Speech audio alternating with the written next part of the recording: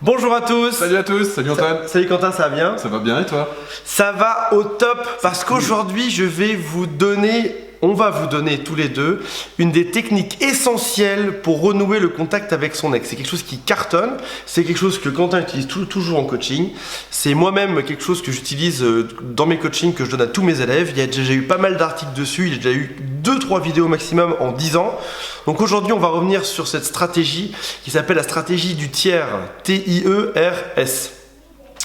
Il y a un souci en fait lorsqu'on recontacte son ex, souvent c'est qu'on a tendance à être trop direct ou à parler trop de la rupture ou de la reconquête ou d'être trop dans la séduction. Et en fait, si jamais on arrive à utiliser une tierce personne ou un événement tierce, dans ce cas-là, on débloque pas mal de choses. On va vous en parler dans cette vidéo, on va vous donner quelques exemples aussi au passage. Toi en coaching, comment ça se passe lorsque tu recommandes ce genre de stratégie? En fait, ce que j'explique, c'est que le problème, c'est la peur, c'est l'enjeu qu'on met dans la relation. Donc si on communique avec l'ex de la relation, il y a un problème. Pourquoi? Parce que l'ex a choisi de quitter la relation, de partir. Et vous, cette relation, elle vous manque. Donc si vous voulez recréer le lien, c'est-à-dire vous occuper de cette relation pour la reconsolider, eh ben, vous allez encore faire fuir l'ex encore plus parce que c'est exactement ce que l'ex ne veut plus. Donc si vous parlez de l'ex à l'ex de la relation, du passé, de comment c'était bien avant, etc. Pour l'ex, c'était pas bien avant. Donc c'est pas votre point de vue n'est pas celui de l'ex. Donc pour pouvoir recréer un lien, ce qu'il faut, c'est apporter quelque chose de frais, quelque chose de nouveau, quelque chose d'extérieur. Donc si vous dites, mais qui vous rappelle en même temps éventuellement des bons moments, mais pas forcément. Mais si vous dites par exemple, je suis passé devant cette boulangerie, j'ai vu exactement le même gâteau que celui qu'on avait acheté pour ton anniversaire, ça m'a fait penser à toi, j'espère que tu vas bien, bisous. Voilà. Alors ça, c'est prendre un élément tiers. On va parler d'un élément tiers, un élément extérieur qui va vous faire penser, ou alors j'ai croisé telle personne qui avait la même robe, ou alors j'ai vu tel artiste qu'on était allé voir en concert ensemble, je l'ai croisé dans la rue par hasard, ça m'a fait penser à toi, etc. Donc pensez à l'autre, mais de manière fortuite en fait, de manière comme si on pensait complètement à autre chose, comme si on était passé à autre chose dans sa vie, et qu'à un moment donné, il y a un élément du contexte extérieur qui nous fait penser à l'ex, et à ce moment-là, on va lui envoyer un message sur un prétexte externe, mais pas parce qu'on en a besoin, c'est simplement une envie comme ça, qui vient, spontanée. Vas-y. Quand je lève la main comme ça, c'est que ça va être important. Du coup, j'ai complètement oublié ce que je voulais dire.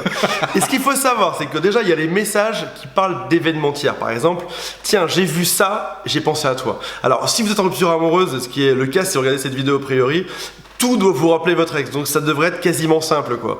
On évite les machins un peu trop mielleux, genre par exemple, tiens j'ai vu une bague de mariage, ça m'a rappelé qu'on s'était marié un jour et qu'on a divorcé, ça on évite. Oui, et plutôt genre par exemple voilà j'ai entendu le dernier clip de Rihanna à la radio et ça m'a rappelé qu'on avait dansé dessus quand on était à tel endroit ou dans tel restaurant, j'en sais rien. Là dans ce cas là c'est bon. Donc ça peut être soit un message et l'événement tiers ça peut aussi être autre chose. Lorsqu'on donne un rendez-vous, on ne donne pas rendez-vous en face à face pour se parler de manière pénible dans un bar, coincé dans un face de l'autre à ressasser la rupture amoureuse. Non, c'est l'étape d'après. Voilà. C'est pas le SMS, c'est l'étape d'après. Exactement. Et là encore une fois, on peut utiliser un événement tiers qui va être par exemple, allons voir ensemble le concert de Rihanna pour en reparler. J'ai tellement envie d'aller la voir. Est-ce que ça te dit de venir avec moi? Dans ce cas-là, les deux personnes focus sur la tierce chose ou le tierce événement plutôt que sur les problèmes de couple. Et là encore une fois, c'est bon. Donc toujours utiliser ça comme une espèce de, alors pas comme un pivot, mais comme un prétexte pour rediscuter. Et ça marche très très bien. Il y a une caractéristique à cet élément tiers, parce qu'on pourrait prendre n'importe quoi, et pour que ce soit vraiment efficace, il faut éviter de prendre n'importe quoi. Il faut prendre un élément tiers qui a une charge émotionnelle forte. Ça ne veut pas dire une charge émotionnelle positive, ça veut dire une charge émotionnelle forte. Alors vous vous rappelez pas une engueulade, hein, c'est pas non plus le bon conseil. Je me suis engagé avec mon chef, j'ai pensé à toi. Ce que je veux dire par exemple, c'est que si vous proposez à votre ex de vous retrouver pour faire, je sais pas, un saut en parachute ou pour faire à la foire du trône ou dans des trucs qui créent des émotions fortes, ou eh bien à ce moment-là, même si c'est pas une émotion positive, même si c'est pas une émotion qui concerne le lien entre les deux personnes, eh bien ça va créer une émotion forte qui va être partagée et à ce moment-là ça va vous rapprocher sur le plan émotionnel et ça c'est plutôt un bon plan dans une reconquête. Passons à la partie pratique de cette vidéo. J'adore le format de SMS suivant. Coucou, j'ai vu blablabla, j'ai pensé à toi. Et je finis par j'espère que tout va bien pour toi, bise. Donc en gros, on a vu quelque chose, on a pensé à l'ex, on ne s'en sert pas comme prétexte pour ouvrir une discussion, on dit j'espère que tout va bien pour toi, donc on est dans la bienveillance, on dit voilà j'espère que toi tout va bien, bise et j'attends rien. Comme ça si l'ex répond pas, Il n'y a pas de souci, si l'ex répond, c'est gagné et on progresse.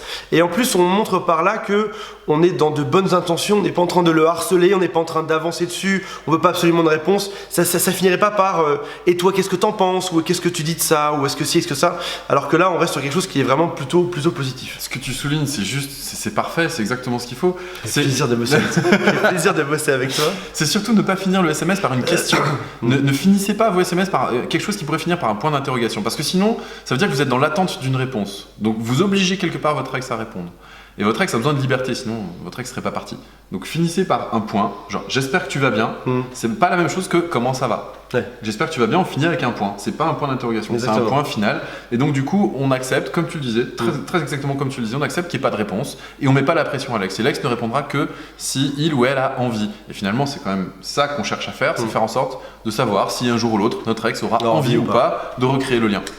Alors, si jamais vous avez toujours pas d'inspiration malgré les 6 minutes 40 de vidéo, je vais vous donner quelques idées. Ça peut être un tube à la radio, ça peut être un événement dans votre ville, ça peut être quelque chose que vous avez vu dans la rue, ça peut être quelque chose que vous avez vu à la télévision, ça peut être un ami commun, alors à utiliser avec parcimonie, un ami commun que vous avez revu, qui vous a et qui lui passe le bonjour. Parcimonie, toi ? Avec parcimonie. C'est que je coupe jamais rien au montage, mais ça je risque de le couper quand même. Les amis en commun, attention si ça rappelle le fait qu'on avait des amis avant, puis maintenant c'est un peu confus, etc. Mais ça peut servir aussi. Ça peut être un événement, une expo, un événement du quotidien, quelque chose que vous avez vu à votre travail. Chaque minute que vous vivez peut donner lieu à des choses en commun à rappeler à votre ex. Voilà, si jamais vous avez des doutes et des questions, posez-les juste en dessous dans les commentaires en dessous. On répond presque à tout. Quentin a répondu à toutes les questions d'hier et avant-hier, juste à l'instant là. Je vous rappelle que les vidéos sont tournées, chaque jour on en tourne une, comme ça vous pouvez nous suivre au quotidien. N'hésitez pas à cliquer en droite si vous voulez que Quentin, c'est moi. Qu'est-ce que tu fais ? vous suivez en coaching, le mec qui décrédibilise tout juste avant le truc. Vous suivez en coaching, c'est juste en haut, c'est juste là, la boîte qui s'affiche là, voilà, exactement, celle-là. Ah ouais, c'est là. Qui vole dans les airs. Cliquez dessus, sinon cliquez dans la description de la vidéo, il y a aussi le lien qui est rappelé. Et dans tous les cas, abonnez-vous parce que vous voulez pas nous faire de la peine en ne vous abonnant pas, vous voulez nous rendre heureux en vous abonnant. Mettez un petit like également, ça nous fera extrêmement plaisir.